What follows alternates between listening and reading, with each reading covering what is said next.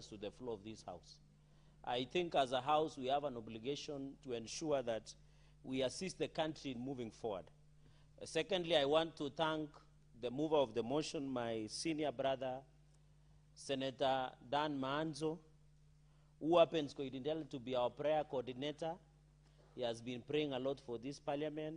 He's our co-convener of prayer breakfast, Mr. Speaker, sir, for ably moving, although, Mr. Speaker, I'm happy you cautioned him against standing order number 95.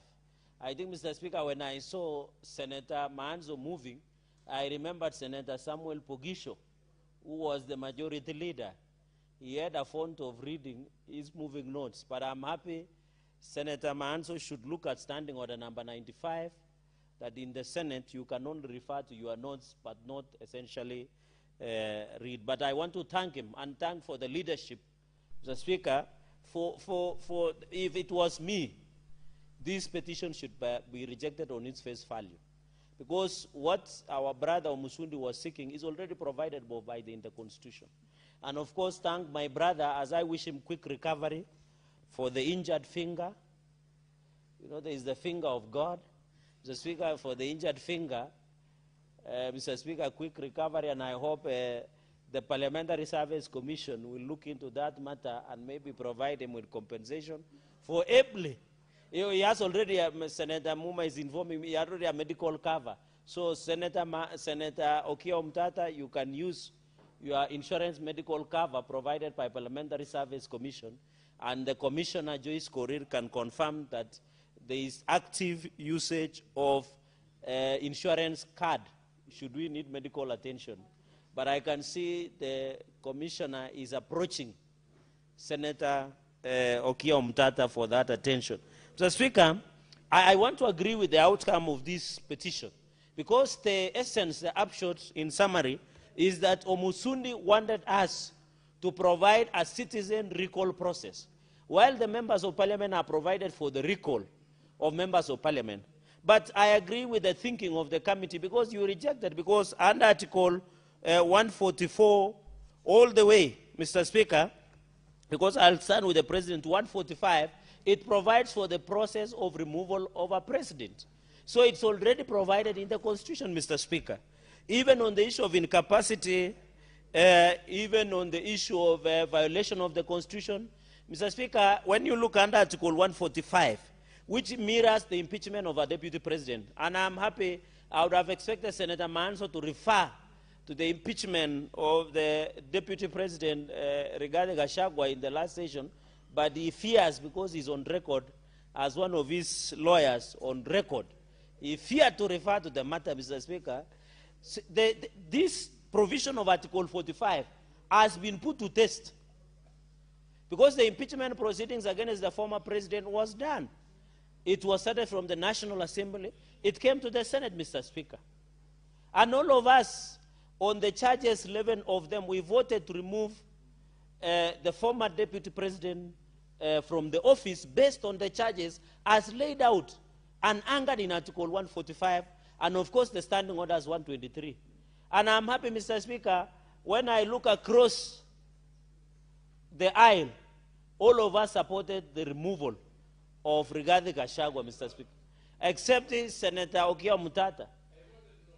Except Senator Okia Mutata, but Senator Edwin Sifuna, Senator Mwaroma, all of us, including our party leader of ODM, we removed him, although they are nowadays friends. Mr. Speaker, we put to test Article 145 on the impeachment proceedings, Mr. Speaker. And because the violation of the Constitution had been put to test under Article 145. So the impeachment proceedings was put to test. It mirrors, and I want to assure Kenyans, there is no lacuna. There is no space, Mr. Speaker. In fact, of all the 11 charges, Mr. Speaker, that came against the former impeached deputy president, because the courts have ruled that the Senate did the right thing, I voted for his removal on the 11 of them, Mr. Speaker. So we must be put to test that this provision of Article 145, in future, we have, and I heard my brother saying, oh, there is one term. No, there is no one term in Kenya, Mr. Speaker. All presidents have served their term. First president Mzee Kenyatta served 15 years. Moi served 24 years. Uhuru Kenyatta served 10. Kibaki served 10. And God willing, with the blessings of Kenyans, President William Ruto will serve his second and final term for 10 years up to 2032. And, Mr. Speaker, and therefore, the imagination of the provision of Article 145, 144 was to ensure that we have, in case we have a president who will want to violate the Constitution. And I'm happy, therefore I want to challenge Kenyans who are wondering there is the law already in place. And Mr. Speaker, this goes to the people who want to run for presidency in this country. Mr. Speaker, people who want to run for president, you must be aware of these provisions, Mr. Speaker, and I'm happy, apart from US, which use delegate system for voting of their president, our country is one vote, one man, and it is universal suffrage, as provided for Article 37 and 38 of the Constitution, and even the provision of electoral process and Article, is it 88, 81, thereabout, Mr. Speaker.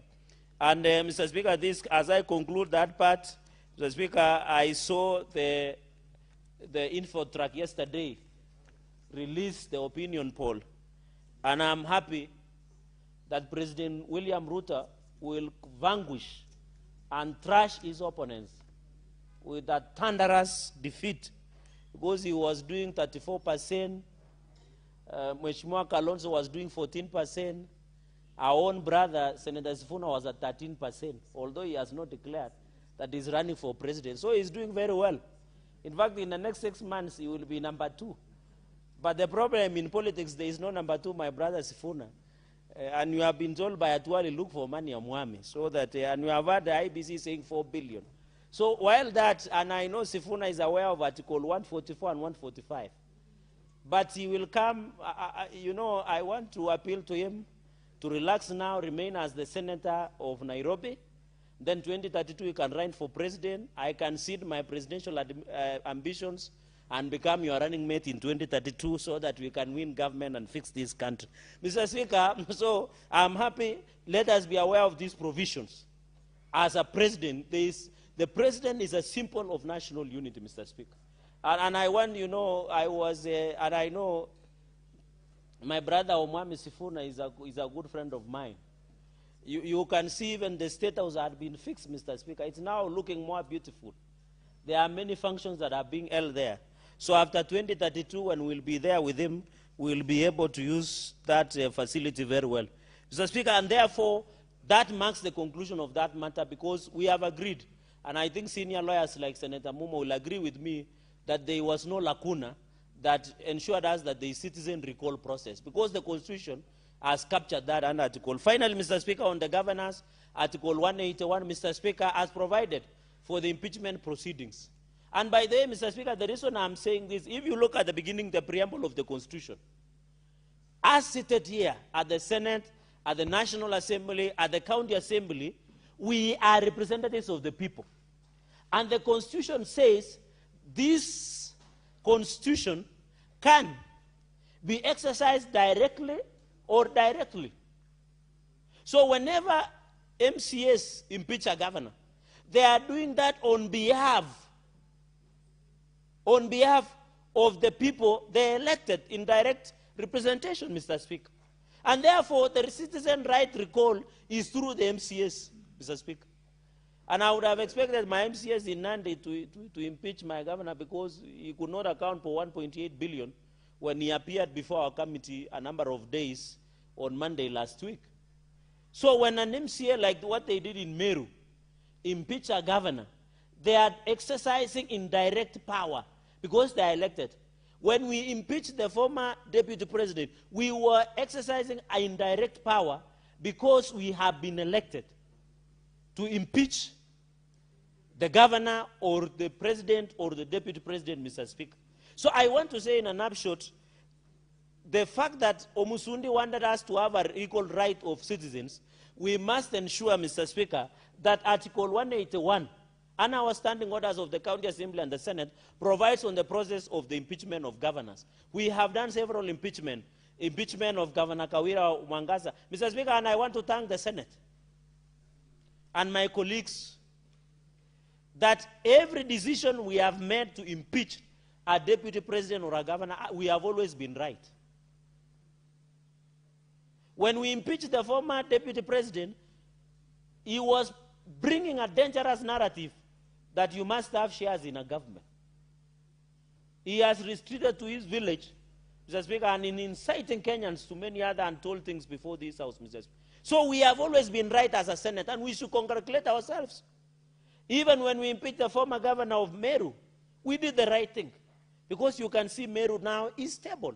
So I want to thank the Senate for that wisdom.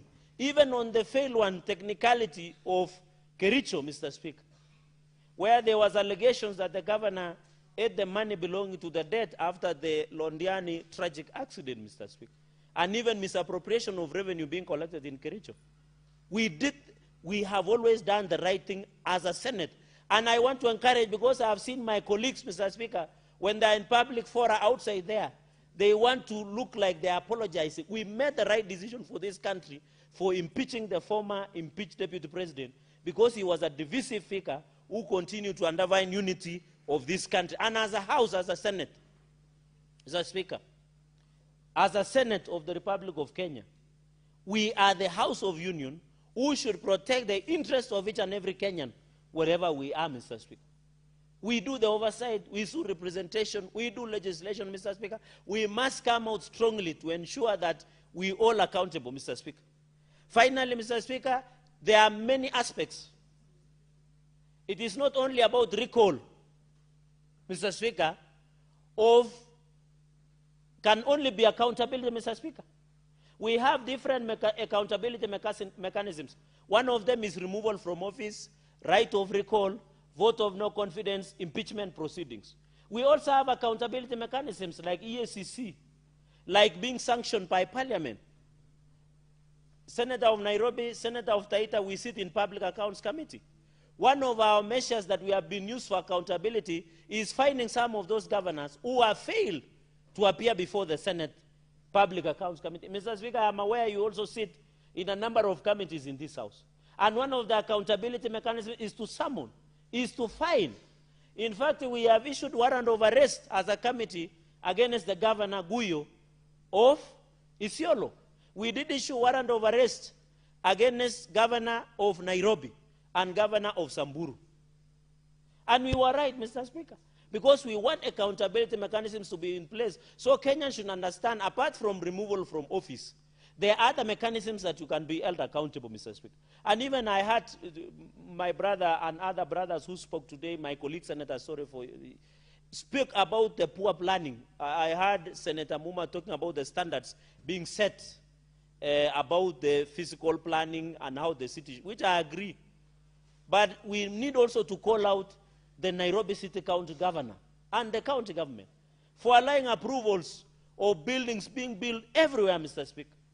Poor drainage until the president had to step in with 80 billion bailout to ensure Nairobi functions, Mr. Speaker. God forbid if El Nino comes, we will be drowning in water because of floods in this city, which is man-made, Mr. Speaker. When you go, Mr. Speaker, I was with some, my Senator of Nairobi should listen to this. I was with some residents from Kilimani. Mr. Speaker, because of huge buildings, are you aware children are now suffering from jaundice or jaundice, Mr. Speaker? Jaundice, Mr. Speaker. Are you aware, because the tall buildings now, when you are in Kilimani, because of unapproved buildings, you no longer see the sun. You see the sun at midday, and by 3 it has disappeared, Mr. Speaker. And the people are suffering there. You know, the sunlight is important for our children. So we need to call out the governor and the county government of Nairobi for allowing a passed building of buildings and approval of physical planning anywhere across the city without proper planning. And the biggest disease is land grabiosis that we see in this city, Mr. Speaker, and among major towns in this country, Mr. Speaker. So whenever we call governors, it is part of accountability mechanism, Mr. Speaker. And even you have seen, I sit in public accounts, are you aware? Your governor was supposed to appear. We want to know what happens in Garissa, for example. That is part of accountability. Impeachment is accountability. Also coming to account before the Senate is part, and the Governor Natif Jama, however much he writes many letters of rescheduling, he has been requesting rescheduling forever, he must appear before the Senate to have accountability, Mr. Speaker. Even the governor of Uasin Gishu, he has written more than 1 or 2 letters begging the committee to reschedule, not to come and account for the resources that is given in Uasin Gishu. We want to know why a snake park of 5 million is being built in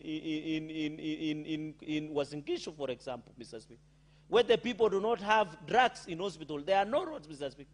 We want to know more than 600 plus ghost workers that are in Uasin Gishu. And the governor is busy running around in funerals and parading only 11 senior county officials, CECs. We want the total head count of employees of Uasin Gishu County government to be brought and to be done by independent audit so that we can know how many workers are in Uasin Gishu.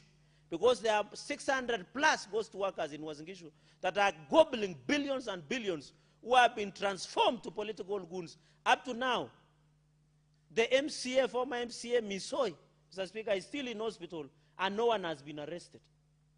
Because of these goons, Mr. Speaker, we must call out for who they are. Mr. Speaker, we must protect this country. We must protect this country, Mr. Speaker. If we want to be accountable, as politicians, we must denounce goons, whether you are in our formation or in any other formation in this country, Mr. Speaker. What we saw over the weekend is very unfortunate. Very unfortunate, Mr. Speaker. Even as the Olkalau we saw also, I want to appeal to the people of Olkalau, Mr. Speaker, that they should remain peaceful. There will only be one member of parliament that will be elected in that region, Mr. Speaker. We must ensure that we hold our people accountable and avoid violence. And I want to ask the Independent Electoral Boundaries Commission, any candidate who will be bound to use violence and bribery, as per the law, Mr. Speaker, under the Elections Act, they must be banned from participating. And therefore, the UDA candidate, Samuel Mushina, we wish him well, Mr. Speaker, because that is a broad-based candidate, Mr. Speaker. And I can see my party leader of ODM is agreeing with me. And he has given us blessings. At his age of 80 plus, as a young Gen Z, when he gives you mate, you will succeed, Mr. Speaker. So, Mr. Speaker, Mr. Speaker, and I'm happy he has also given blessings to the president. Mr. Speaker, the point I'm trying to make, there are many forms of accountability. Therefore, our brother Umusundi Laban should be aware that we don't need to over-legislate, over-prescribe our constitution, Mr. Speaker. We have this mechanism. If you want to remove the president and the deputy president from office, there is the removal under Article 144, the constitution provided. Impeachment under Article 45, and we are put to test by removing one of the divisive political figures in the history of this country, the former deputy president. Mr. Speaker, we have removed many governors through impeachment proceedings under Article 199. And I'm happy, Mr. Speaker, in conclusion, I can see my light. I'm happy Senator, my neighbor, Honi Kalwale, the bullfighter, is the one who blew the first whistle by telling us that having Rigathi Gachagua as the deputy president then was the wrong person. And his prophecy, and I wish him well, his prophecy came to fruition when we remove him from office, Mr. Speaker. And I'm happy Senator Kalwale call it as it is, not ought to be. And I wish we had seen that wisdom then, but we came and learned later, Mr. Speaker. So, Mr. Speaker, with those many remarks, I beg to yield the mic and sit down and listen to the wisdom of my colleagues on this motion. But I want to congratulate the committee for rejecting this motion ab initio, because we don't need to over-legislate. We don't need, the only thing, Mr. Speaker, I almost forgot. If these people wanted to introduce right to recall of president and the governor, they should amend Article 255, 256, go the referendum way. You can now amend the Constitution through popular initiative, because representation is under popular initiative through a referendum. Mr. Speaker, with those many remarks, allow me to yield the mic and give a chance to my colleagues also to ventilate on this matter. Mr. Speaker, I thank you and I support this report. Senator Sifuna. Mr. Speaker, I have had occasion to meet this gentleman called Laban Omusundi. I think in the specter of petitions to this House, he's in the same league as Senator Okiya Omtata when it comes to litigating matters before our courts. Because Laban Omusundi never gives up, Honorable Speaker. In my time here in the Senate, I am sure I have heard his name more than once. He has brought good petitions here. And I really would wish that the House considers where Laban Omusundi is coming